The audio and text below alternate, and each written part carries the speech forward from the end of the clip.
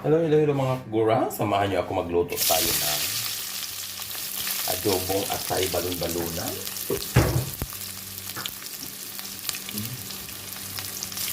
Magisa muna tayo ng sibuyas, bawang, luya, and of course mayroon ng sili.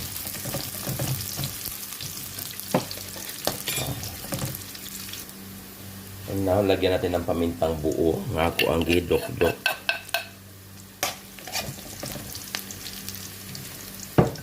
Dami manggulig na ipaminta.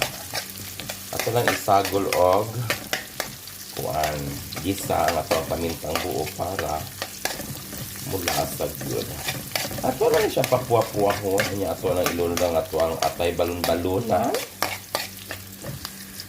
Ilunod natin ang atong atay. Ito atong takpan. Sarap. Lagyan natin ng toyo.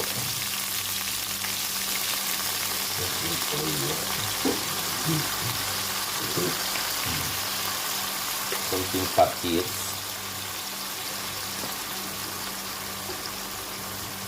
At ang ating bitchen. Konting-konti lang. Pampalasa. Hindi na tayo mag-asin kay may patis naman siya. Ang suka ipahuli na. Charan, o diba? Tapos ang ukay-ukayon o ginagmay.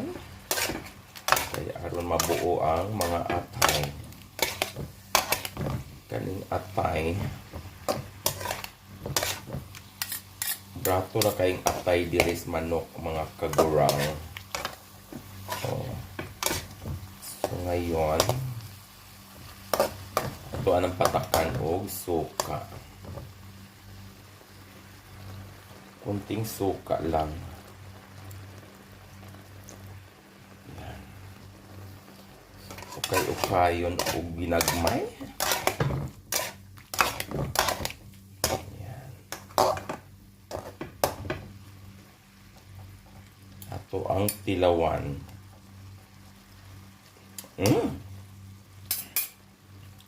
Pagkalania. Pwede na to. Mamahaw ta.